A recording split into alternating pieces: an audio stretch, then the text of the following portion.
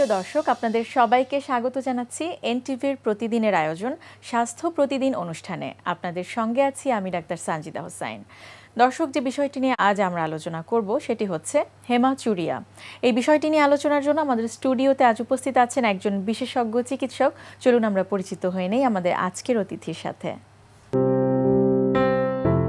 Doctor Mohammad Abdul Aziz 1963 সালের এপ্রিলে সিরাজগঞ্জ জেলায় জন্মগ্রহণ করেন। তিনি 1987 সালে রাজশাহী মেডিকেল কলেজ থেকে MBBS ডিগ্রি অর্জন করেন। এরপর তিনি চিকিৎসা বিজ্ঞানে উচ্চতর MS ডিগ্রি লাভ করেন। বর্তমানে তিনি ঢাকা শিশু হাসপাতালের শিশু ইউরোলজি বিভাগের বিভাগীয় প্রধান হিসেবে কর্মরত আছেন। স্যার, আপনাকে স্বাগত জানাচ্ছি। ধন্যবাদ আপনাকে। স্যার, হেমাচুরিয়া, আমরা ডাক্তারি ভাষায় এটিকে হেমাচুরিয়া বলি। এটির আসল অর্থটা আপনার কাছ থেকেই শুরুতে আমি শুনতে চাইব। খুব সুন্দর কোশ্চেন। হেমাচুরিয়া হচ্ছে প্রস্রাবের সাথে যে রক্ত যায় সেটা কি হেমাচুরিয়া বলে। বাচ্চাদের খুব বেশি পাওয়া যায়, প্রস্রাব করতে সেই সময় প্রস্রাবের সাথে রক্ত যাচ্ছে, আসলে এটি হলো হেমাচুরিয়া। আচ্ছা, প্রস্রাবের সাথে রক্ত আসাটা সেটি বাচ্চা এবং বয়স্ক যে কারোই তো হতে পারে, কিন্তু বাচ্চাদের ক্ষেত্রে সেটি বেশি হচ্ছে। আচ্ছা, তো হেমাচুরিয়া সাধারণত কোন কোন কারণে এই হেমাচুরিয়া বা প্রস্রাবের সাথে রক্ত আসতে পারে? অনেকগুলো কারণে প্রস্রাবের সাথে রক্ত আসতে পারে। তার মধ্যে যেমন প্রস্রাবের নালীতে যদি কোনো ইনফেকশন হয়, প্রদাহ বলি আমরা, অনেক সময় পাথর হলে হতে পারে, টিউবারকুলোসিস মানে টিবি হলে হতে পারে, অনেক সময় দেখা যাচ্ছে যে কোনো কারণে আঘাতজনিত সমস্যায় প্রস্রাবের নালীতে সমস্যা হয়েছে, অথবা কিডনিতে বড় রকমের আঘাত লাগছে, যেমন বাচ্চারা যখন ফুটবল খেলে অথবা দৌড়াচ্ছে অথবা ম্যানহোলের মধ্যে পড়ে গেলে দেখছে পুরো ইউরেথ্রা রাপচার হয়ে যাচ্ছে। এরকম অগণিত কারণ আছে যেসব কারণে সাধারণত প্রস্রাবের সাথে রক্ত আসতে পারে। আচ্ছা, তো কি কারণে প্রস্রাবের সাথে রক্ত এসেছে সেটি বোঝার আসলে কি কোনো উপায় রয়েছে নাকি একবারে ডাক্তারের কাছে গেলে আপনার ইনভেস্টিগেট করে তারপর বের করেন? প্রথম কথা হচ্ছে যে যদি প্রস্রাবের সাথে রক্ত আসে, এইসব রোগী সাধারণত যে পেটে ব্যথা হয়, আমরা রেনাল অ্যাঙ্গেল বলি, সাধারণত লাম্বার রিজনে আমরা চাপ দিলে দেখবো যে ব্যথা লাগতেছে। পাথর হলে অথবা যদি কিডনিতে কোনো ইনফেকশন হয় তাহলে আমরা দেখবো রেনাল অ্যাঙ্গেলে পেইন হচ্ছে, অথবা বাচ্চা বলবে যে তার পেটে ব্যথা হচ্ছে। প্রস্রাব যখন করতে যাবে তখন সে ব্যথা বলবে, যে প্রস্রাবে জ্বালাপোড় করতে, সেরকম বললে। বাচ্চার গায়ে জ্বর আসতে পারে, অনেক সময় দেখা যায় বাচ্চার লেথার্জি হয়ে গেছে, যে মানে দুর্বল হয়ে যায় বাচ্চা। অনেক সময় বাচ্চাটা খেতে চায় না, তার স্বাস্থ্য খারাপ হয়ে যায়, দীর্ঘদিন ধরে এরকম প্রস্রাবের সাথে রক্ত আসে, বাচ্চা দুর্বল হয়ে যায়, খেতে চায় না, তার নর্মাল যে স্বাভাবিক যে গ্রোথ সেটা ব্যাহত হয় এবং বাচ্চাটা নর্মাল গ্রোথ হয় না। এরকম অনেক সমস্যা হতে পারে। তবে এগুলো সাধারণত ডায়াগনোসিস করি আমরা, একটা আলট্রাসোনোগ্রাম করলে আমরা দেখতে পাবো যে তার কোনো পাথর আছে কিনা, অথবা কোনো টিউমার হয়েছে কিনা, অথবা অন্য কোন সমস্যার জন্য তার প্রস্রাবে রক্ত আসছে কিনা। আমরা প্রস্রাবটা যদি টেস্ট করি তাহলে প্রস্রাবের সাথে রক্ত আসছে কিনা সেটা আমরা দেখতে পারি।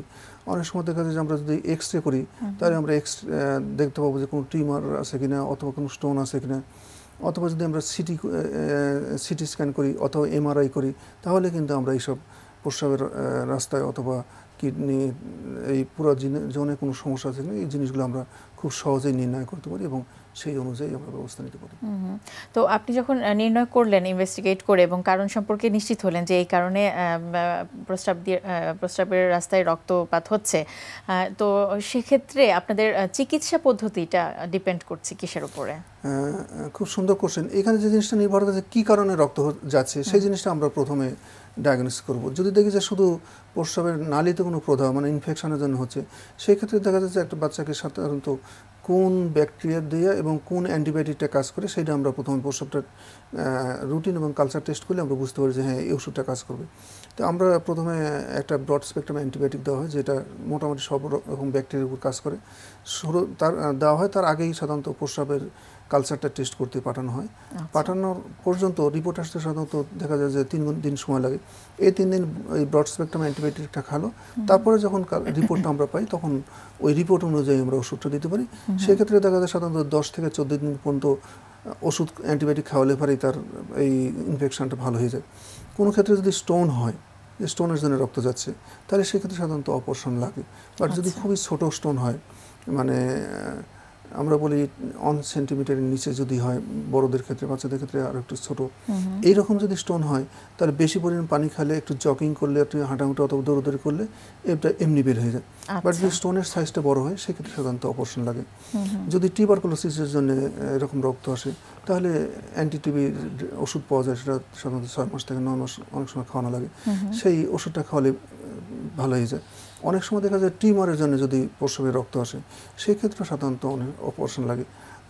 আবার সবসময় অপারেশন লাগবে না তা না, তার অন্য মেডিকেল কিছু চিকিৎসা আছে সেটা দিলে ভালো হয়ে যায়। মানে আসল জিনিসটা যে কোন কারণে রক্ত যাচ্ছে সেটাকে আগে বের করতে হবে, করে সেই অনুযায়ী চিকিৎসা দিলেই বাচ্চা সুস্থ হয়ে যাবে। আচ্ছা, তো জটিলতা কি থাকে বা কি কি ধরনের ঝুঁকি রয়েছে এর মধ্যে যদি সময় মতো চিকিৎসা করা না হয় সেক্ষেত্রে? ঝুঁকি যেমন একটা হচ্ছে যে টিউমার হলে তো ডেফিনেটলি একটা ঝুঁকি থাকে। অনেক সময় দেখা যায় যে পাথর হয়ে গেছে, সেটা ইউরেটার এবং কিডনির একটা জাংশন থাকে, আমরা পেলভিক ইউরেটারিক জাংশন বলি। এরকম জায়গায় যদি এরকম স্টোনটা আটকে যায় সেক্ষেত্রে দেখা যায় প্রস্রাবের নালী দিয়ে আসতে পারে না, আসলে পরে তখন কিডনিতে পানি জমে, যে আমরা হাইড্রোনেফ্রোসিস বলি। হাইড্রোনেফ্রোসিস হলে পরে তখনও যদি লেট স্টেজ হয় প্রস্রাবে রক্ত আসতে পারে। এবং অনেক সময় দেখা যায় দীর্ঘদিন যদি এরকম হাইড্রোনেফ্রোসিস হয় এবং খুব বেশি পরিমাণ পানি জমে যায়, যে পুরো কিডনি ফাংশনটা কাজটা আস্তে আস্তে করার ক্ষমতা কমে যায় এবং একটা পর্যায়ে সে কিডনি ফেল করতে পারে, কিডনি আর কোনো অকার্যকর হয়ে যেতে পারে। অনেক সময় টিউমার হলেও পারে, টিউমারটা যদি লেট স্টেজে হয়, আমরা যদি যেমন 19 টিউমার হতে পারে, নিউরোব্লাস্টোমা হতে পারে, এইগুলো যদি লেট স্টেজ অথবা স্টেজ 4 অথবা 5 হয়ে যায় তাহলে দেখা যায় কিডনি আর রাখা যায় না, কিডনি ফেলে দিতে হবে। জটিলতা এরকম। অথবা টিউবারকুলোসিস যদি ভেরি লেট স্টেজে হয় তাহলেও দেখা যায় কিডনির অনেক বড় রকম ক্ষতি হয়ে গেছে। তো এই জিনিসগুলোকে আগে দেখতে হবে যে সমস্যা হওয়ার সাথে সাথে যদি চিকিৎসাটা করা যায় তাহলে দেখা যাচ্ছে রেজাল্টটা অনেক ভালো হয় এবং বাচ্চার জন্য অনেক ভালো। আর যদি দেরি হয়ে যায় চিকিৎসা করতে তাহলে অনেক সময় কিডনিটা বড় রকম ক্ষতি হয়ে যায়, অনেক সময় কিডনি রাখার সম্ভাবনা, হয়তো কিডনিটা একটা কিডনিতে ইনভলভ হতে অনেক সময় কিডনিটা ফেলে দেওয়া লাগে। তো যে জিনিসটা অথবা কিডনিটা ট্রান্সপ্লান্ট করা যেত, অত্যন্ত সহজে উপায়ে করা সম্ভব ছিল, সামান্য একটা জিনিস যেটা সহজে ঠিক করে দিত, সেটা হয়তো দীর্ঘসূত্রিতার জন্য এটাকে অসুখটা বেশি হয়ে যায় এবং কিডনিটার একটা বড় রকমের সমস্যা হয়, ক্ষতি হয়ে যায়। যার জন্য আগে থেকে যদি সচেতন হওয়া যায়, বাবা মা যদি, অনেক সময় বাচ্চারা ছোট হয় তাদের যদি এই সমস্যাগুলো বাচ্চারা বলতে পারে না, বাবা মা যদি সচেতন হয়, ফ্যামিলির লোকজন যদি সচেতন হয় তাহলে দেখা যায় প্রবলেমটা তাড়াতাড়ি সলভ হয়ে যায় এবং কিডনির সমস্যাটা সলভ হয়ে যায়, বাচ্চাটা সুস্থ হয়ে যায়। এই জন্য যত দ্রুত সম্ভব এই সমস্যা হলে সাথে সাথে একজন ভালো পেডিয়াট্রিক ইউরোলজিস্ট অথবা যদি নেফ্রোলজিস্টের কাছে দেখানো যায় তাহলে প্রবলেমটা তাড়াতাড়ি ধরতে পারে এবং প্রবলেমটা থেকে বাচ্চাটাকে রেহাই দেওয়া যায়। হঠাৎ করে বাচ্চার প্রস্রাবের সাথে রক্ত আসছে সেটি দেখে কিন্তু বাবা মা এমনিতে মানে আতঙ্কিত হয়ে যেতে পারেন। তো সেক্ষেত্রে আপনার পরামর্শ কি থাকবে? এটি কি 2-1 দিন দেখে তারপরে যাওয়া, নাকি যখন প্রথমেই প্রস্রাবের সাথে রক্ত আসছে সাথে সাথে এই বিশেষজ্ঞ চিকিৎসকের কাছে যাওয়া উচিত? একটা কথা হচ্ছে যে ছেলে এবং মেয়েদের ক্ষেত্রে একটু ভিন্ন থাকে। মেয়েদের প্রস্রাবে ইনফেকশন বেশি হয়, ছেলেদের কম হয়। একটা কথা হচ্ছে যে ছেলেদের একবার যদি প্রস্রাবে ইনফেকশন হয় সাথে সাথে ওর সমস্ত ইউরিনারি ট্র্যাক্ট বলি আমরা, প্রস্রাবের নালীর যতগুলো পরীক্ষা আছে সবগুলো করে দেখতে হবে যে তার কেন প্রবলেমটা হচ্ছে, তার ইনফেকশন বা হচ্ছে কেন অথবা তার রক্ত যাচ্ছে কিনা। ছেলেদের একবারই যদি ইনফেকশন হয়, একবার ইনফেকশন হলে তার সমস্ত ইউরিনারি ট্র্যাক্টের যে সমস্যা আছে সেই টেস্টগুলো করতে হবে। মেয়েদের যদি পরপর 3বার প্রস্রাবের নালীতে ইনফেকশন হয় তাহলে তার সমস্ত পরীক্ষাগুলো করে দেখতে হবে কেন এবং কোন জায়গা থেকে রক্ত আসতেছে অথবা কোন জায়গায় তার ইনফেকশনটা হয়েছে, কিডনিতে হয়েছে, ব্লাডারে হয়েছে, ইউরেটারে হয়েছে অথবা ইউরেথ্রাও, তার মানে পুরো সিস্টেমে ঠিক কোন জায়গাটাতে আছে, কোন জায়গাটা প্রবলেম হয়েছে পুরো জিনিসটা তাকে চেক করে দেখতে হবে। আর কিডনিতে ইনফেকশন একটা সমস্যা, যদি একবার ইনফেকশন হয় এটা কি দূরীভূত করাটা খুব ডিফিকাল্ট হয়ে যায়। এই জন্যে সময়মতো এবং অ্যাপ্রোপ্রিয়েট চিকিৎসাটা করতে হবে, নাহলে এরা দীর্ঘদিন ধরে চলতে থাকে, বারবার হতে থাকে। আমরা এটাকে বলি ক্রনিক সিস্টাইটিস বলি অথবা ক্রনিক নেফ্রাইটিস বলি, এরকম অবস্থা চলে যায়। সেই অবস্থা যাওয়ার আগেই পুরোপুরি যাতে সুস্থ হয় সেই চিকিৎসাটা করতে হবে।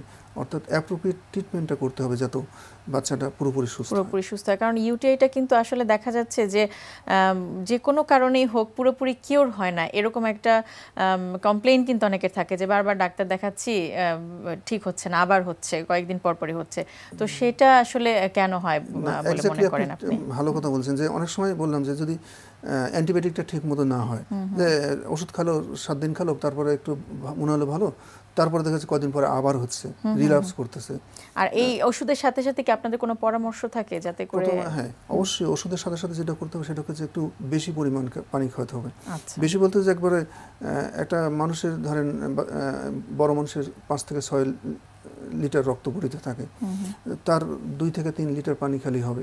সে আবার যদি 5 থেকে 6 লিটার পানি খায় তাহলে কিন্তু আবার ওভার হাইড্রেশন হয়ে যাবে, ওয়াটার ইনটক্সিকেশন বলি আমরা মেডিকেল ভাষায়, সেই রকম সমস্যা হবে। বাচ্চাদের ঠিক ওই রকম পানি বেশি খাবে, বাট একটা পরিমিত পরিমাণ পানি খেতে হবে, এবং নর্মালি যে পানি খায় তার চেয়ে একটু বেশি পানি খেতে হবে, তাহলে তার এই প্রবলেমটা থেকে মুক্ত থাকবে। তো আপনি যেটি বলছিলেন যে কিছু কিছু বিষয় আছে যে মাথায় রাখতে হবে, যেমন পানি খাওয়া এবং ওষুধ সময় মতো ওষুধ বা অ্যান্টিবায়োটিকের চিকিৎসাটা সময় মতো এবং যথাসময়ে শেষ করা। আমি একটু প্রিভেনশনের দিকে যেতে চাচ্ছি, যে প্রতিরোধের জন্য আসলে যাতে করে এই সমস্যাটা না হয়, আগে থেকেই প্রতিরোধের জন্য কি করণীয় শিশুদের ক্ষেত্রে এবং বড়দের ক্ষেত্রে উভয় দিকে? প্রতিরোধের ক্ষেত্রে মেয়েদের ক্ষেত্রে খুবই দরকার। সেটা হচ্ছে যে বাচ্চাদের অনেক সময় প্যাম্পার বা ওই যে ডায়াপার পরায়, তারপরে আরো কিছু কাপড় চোপড় পরায়, যেটা অনেক সময় ময়লা থাকে। এই ময়লা হাইজিনিটি মেনটেন করেন, তার প্রস্রাবের রাস্তা মাসিকের রাস্তা পাশাপাশি থাকে, দেখা যায় যে ওখান থেকে ইনফেকশনটা প্রথমে ইউরেথ্রা দিয়ে ব্লাডারে যাচ্ছে, তারপরে সেখান থেকে ইউরেটার দিয়ে কিডনিতে যাচ্ছে, এবং খুব দ্রুত মেয়েদের এই প্রস্রাবের ইনফেকশনটা ছড়ায়। বাচ্চাদেরও দেখা যাচ্ছে যে পেনিসের সামনে যে স্কিন থাকে, আমরা প্রিফিউজিয়াল স্কিন বলি, এই স্কিনের ভিতরে ময়লা জমে, অথবা প্রিফিউজটা অনেক সময় খোলা থাকে, সেখান দিয়ে দেখা যাচ্ছে ইনফেকশনটা উপরের দিকে ঢুকে প্রথমে ইউরেথ্রা, তারপরে ব্লাডার, ওরকম ইউরেটার। সেই ক্ষেত্রে করণীয় কি ছেলে বাচ্চাগুলো? সেই ক্ষেত্রে যেটা করতে হবে সেটা হচ্ছে যে প্রথম কথা যে বাচ্চাদের প্রিফিউজিয়াল স্কিনটা পরিষ্কার রাখতে হবে। মেয়েরা যে ড্রেসগুলো পরবে, ডায়াপার পরানো হোক অথবা যে ড্রেসগুলো পরানো হয়, সেই ড্রেসগুলো যদি পরিষ্কার থাকে তাহলে ইনফেকশনের চান্সটা কম থাকবে এবং বাচ্চা সুস্থ থাকবে। আচ্ছা, এবং অবশ্যই যদি এরকম সমস্যা হয় দেরি না করে অবশ্যই যথাযথ যদি সমস্যা হয় তাহলে যত দ্রুত সম্ভব ভালো নেফ্রোলজিস্ট অথবা পেডিয়াট্রিক ইউরোলজিস্টের সাথে যোগাযোগ করতে হবে, করে অ্যাপ্রোপ্রিয়েট ট্রিটমেন্ট দিতে হবে, না হলে আবার বারবার হতে থাকবে, এটা ক্রনিক ইনফেকশনের স্টেজে চলে যাবে। এবং যখন বারবার হয়ে যায় তখন আসলে সারানোটা বা চিকিৎসা করাটা খুব ডিফিকাল্ট হয়ে যায়। এমনও দেখা গেছে যে মানে মান্থস টুগেদার তাকে অ্যান্টিবায়োটিক খাওয়ানো লাগতেছে। নর্মাল হয়তো 2 সপ্তাহ নর্মাল ডোজে খাওয়ানো, তারপর প্রোফাইল্যাক্টিক ডোজে কখনো 6 সপ্তাহ, কখনো 3 মাস, কখনো 6 মাস, ইভেন দেখা যাচ্ছে 2 থেকে 3 বছর পর্যন্ত কোনো কোনো কারণে অ্যান্টিবায়োটিক খাওয়াতে হয়। এটা আসলে তার মানে বাচ্চার ইমিউনিটির জন্য দেরি করার জন্য অথবা নির্বুদ্ধিতার জন্য এই সব সমস্যাগুলো হয়।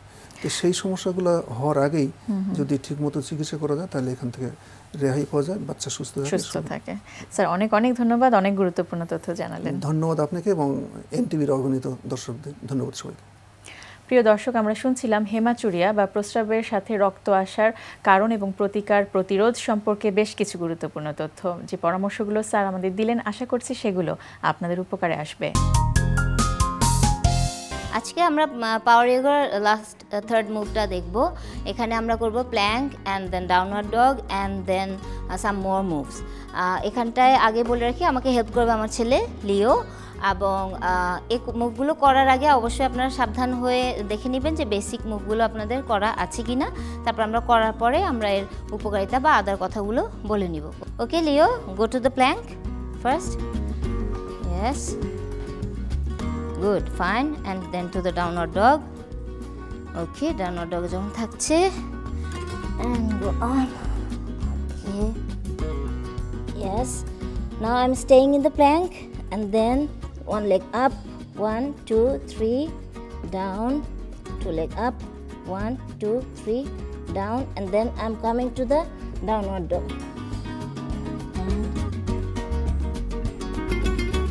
And stay and down.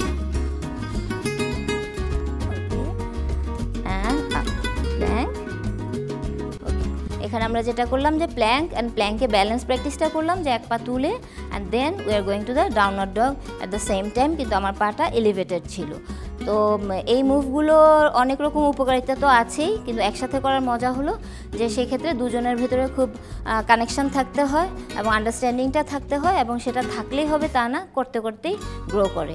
তো আপনারা বাসায় এগুলো করার আগে অবশ্যই একজন এক্সপার্ট কারো কাছ থেকে অ্যাডভাইস নিয়ে নেবেন, এবং বেসিক থেকে শুরু করে যখন আপনারা রেডি হবেন তখনই পার্টনার যোগাটা শুরু করবেন। প্রিয় দর্শক, হঠাৎ মলদ্বার দিয়ে রক্তক্ষরণ শুরু হলো।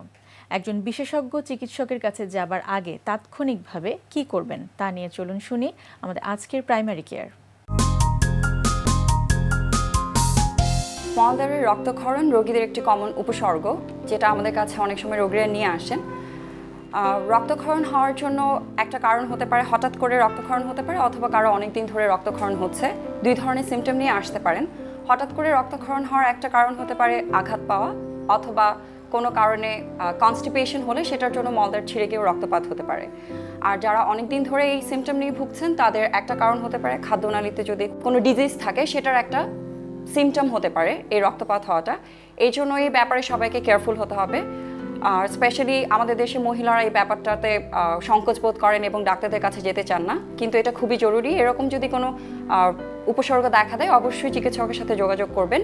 আরেকটি ইম্পর্ট্যান্ট ব্যাপার, যেটা অনেকেই এইসব চিকিৎসার জন্য কোয়াকদের কাছে যান বা ডাক্তারের কাছে না গিয়ে অন্যদের কাছ থেকে হেল্প নেন, যেগুলো আলটিমেটলি পেশেন্টকে হেল্প করতে পারেন না, বরং তাদের অপচিকিৎসার শিকার হন। তো এরকম যদি অসুবিধা হয় আপনারা অবশ্যই বিশেষজ্ঞের সাথে যোগাযোগ করবেন। আর যাদের কনস্টিপেশনের সমস্যা আছেন ওনারা কিছু হোম রেমেডি ইউজ করতে পারেন। আর প্রচুর পরিমাণে পানি খাওয়া, দিনে 1 থেকে 2 লিটার, শাকসবজি ফলমূল বেশি করে খাওয়া, এবং এসবগুলোর ভুসি খেতে পারেন পানির সাথে মিশিয়ে। তখন আপনারা এই সমস্যা থেকে মুক্তি পাবেন। এবং সবচেয়ে ভালো হচ্ছে এই সমস্যার জন্য একজন বিশেষজ্ঞ সার্জন, স্পেশালি কোলোরেক্টাল সার্জনের সাথে যোগাযোগ করা। প্রিয় দর্শক, স্বাস্থ্য প্রতিদিনের আজকের হেলথ টিপস। ব্রেনের কার্যক্ষমতা বাড়ানোর জন্য ফ্যাট অত্যন্ত উপকারী, তবে তা সব ধরনের ফ্যাট নয়। দর্শক, স্বাস্থ্য প্রতিদিন সম্পর্কে আপনাদের যদি কিছু জানার থাকে কিংবা কোনো পরামর্শ যদি আমাদের দেবার থাকে জানাতে পারেন এই ঠিকানায়। প্রযোজক স্বাস্থ্য প্রতিদিন, এনটিভি, বিএসসি ভবন, 7 তলা, 102 কাজী নজরুল ইসলাম এভিনিউ, কারণ বাজার, ঢাকা 1215। ফ্যাক্স 914338 থেকে 7 পর্যন্ত, অথবা ইমেইল করুন স্বাস্থ্যপ্রতিদিন@ntvbd.com এই ঠিকানায়। প্রিয় দর্শক, স্বাস্থ্য প্রতিদিনের আগামী পর্বে আপনাদের জন্য যা থাকছে। রেটিনা হলো আসলে চোখের একদম পিছনের একটি পর্দা। এটি আসলে সিনেমার পর্দা যেরকম ছবি তৈরি হয়, আয়নাতে যেরকম ছবি তৈরি হয়, ঠিক রেটিনাতেও এবং ক্যামেরাতে ঠিক যেভাবে ছবি আসে ফিল্মের ভিতরে, রেটিনাটা হলো চোখের ফিল্ম, যেখানে আমাদের ছবিটা তৈরি হয় আসলে।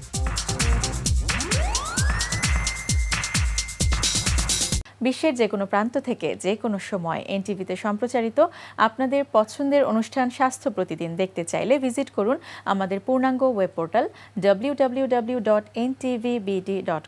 আজ এই পর্যন্তই। আপনারা সবাই ভালো থাকবেন, সুস্থ থাকবেন। আগামীকাল আবারও দেখা হবে ঠিক একই সময় এনটিভির পর্দায়।